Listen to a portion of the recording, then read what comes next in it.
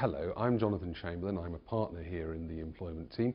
Today I'm going to be talking to my colleague Anna Fletcher about the agency workers regulations.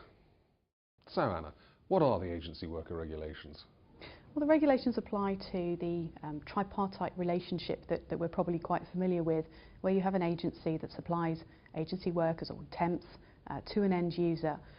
So any of those intermediary relationships where you might have, for example, your traditional agency or an umbrella company or a master neutral vendor type arrangement in place where people are being supplied on a temporary basis to the end user.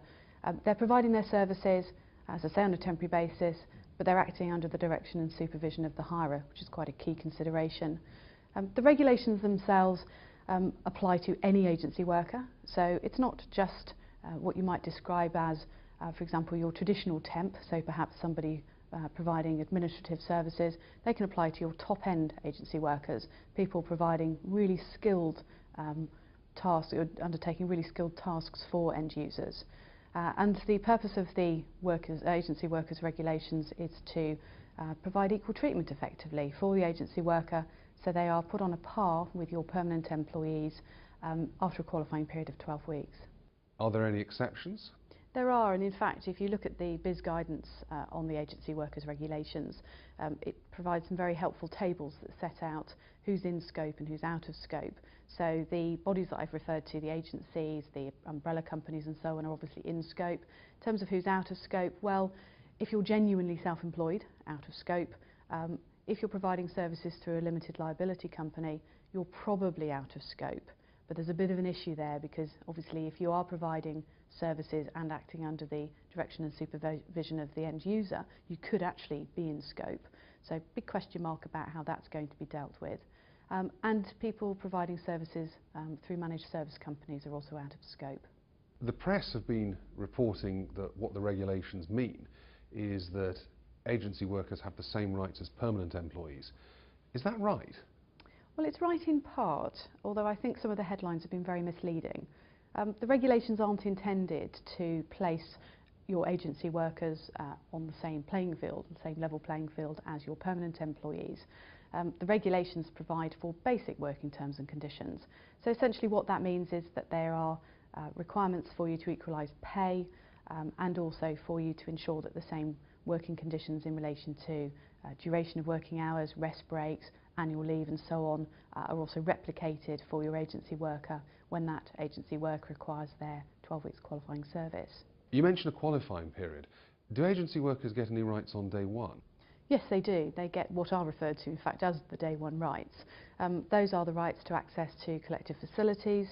So if an employer, for example, provides a creche or a canteen, prayer rooms, those sorts of facilities, they are benefits that the agency worker has an entitlement to from the beginning of the agency worker's assignment.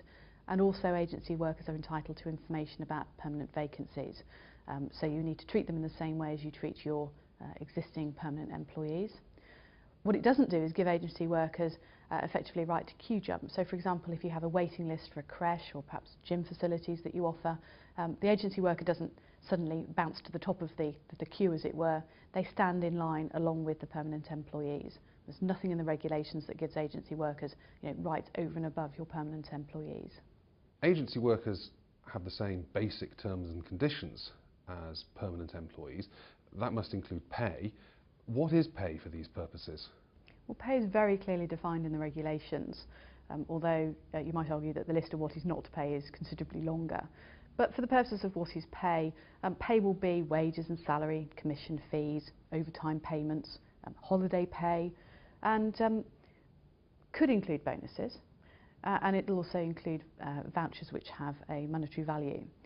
In terms of what's not pay, and this probably comes back to the point I made earlier about this is not about providing agency workers with exactly identical benefits to those of your permanent employees. Specifically excluded are items such as redundancy payments, notice pay, some bonuses, sick pay and those sorts of payments. So it's very clearly set out in the regulations, although I would expect us to see some argument about what amounts to pay and what doesn't as the case law starts to develop. What about bonuses? Could they be included? Well, it depends on the type of bonus that the end user is actually offering. If it's a bonus which is just related to company performance and there's no assessment of an individual's contribution, then that's not going to be within the definition of pay. If it's a bonus which is based on an individual's contribution, then that sort of bonus will be payable. So you need to look very carefully at your bonus arrangements. If you have qualifying criteria applying to bonuses, such as being in service on a particular date, they're applied equally. It's not as if the agency worker gets an additional benefit, an additional entitlement to the bonus that your permanent employee would not get. So it's very important, I think, to make sure that you're looking at those conditions as well, and that agency workers are well aware that there isn't an absolute entitlement.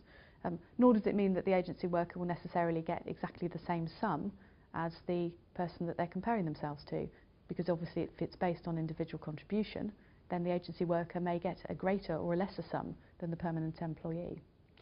I think it's fair to say that business as a whole hasn't welcomed these regulations. How, if at all, can employers get round them? Well, that is the $64 million question, I think. It's a question of whether or not you want to get round them or whether you want to try and work with the regulations. There are some fairly strict rules around anti-avoidance.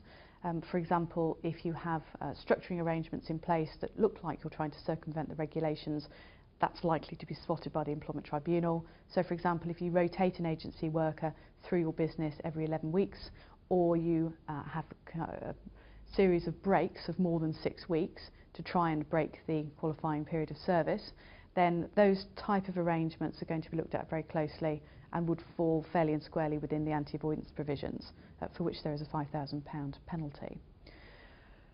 So there are ways of looking at how you might accommodate the regulations. It may be that you can genuinely rotate individuals around the business. If the individual is assigned to a particular task and you want to assign them to a different task that's substantially different, you might be able to avoid the individual acquiring qualifying service, but expect the tribunal to look very closely at that. There is one particular method that's becoming, I think, increasingly popular, albeit not popular in the press, and that relates to the Swedish derogation. So that sounds exotic. The reality is that it is simply a derogation that the Swedish government required to be contained in the directive. It's because of the way in which the Swedes use agency workers. It's not referred to as the Swedish derogation in our own regulations. It's referred to as payment between assignments, and that's exactly what it is. It's a scheme whereby the agency will take on its agency workers as its own employees. They will sign up to contracts of employment, and there are some fairly prescriptive requirements in those contracts of employment. The agency worker needs to understand the effect of entering into that type of arrangement, and that's actually, the effect is to take them outside the scope of the right to equal pay at the point at which they acquire qualifying service. So in terms of those contracts, because that has to be clearly stated in the contract that the individual enters into with the agency, that's caused an awful lot of controversy, it would be fair to say, in the press, with lots of large organisations being criticised. I think agency workers have felt that the rug has been pulled from under their feet, that they've waited a long time for this protection, and all of a sudden employers can, in their view, effectively avoid having to make payments that equate to the pay that permanent employees are receiving. The contracts also require the agency to pay the individual between assignments at a rate of at least 50% of the best rate at which they've been paid, and of course, unsurprisingly, that's subject to national minimum wage requirements as well. The contract has to state the minimum and maximum number of hours. It would be attractive, I think, if you could ask the agency worker to enter into a 0 hours contract, but unfortunately the contract must provide for at least 1 hour's work, so you can't have a 0 hours contract type arrangement. So finally, Anna, what do businesses need to be doing now? Well, for those businesses who have engaged agency workers since the 1st of October, they need to be looking very carefully at their arrangements, because the 12-week qualifying period will have passed, so agency workers will now have the right to those basic terms and conditions.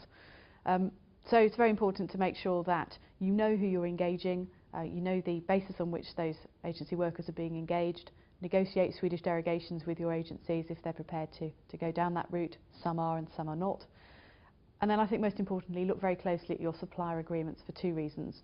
The first is make sure that you have appropriate indemnities in place should you face any claims. And secondly, make sure that there are no loopholes that the agencies can use to increase their fees. For example, provisions that state that costs associated with new legislation can be passed across to the end user.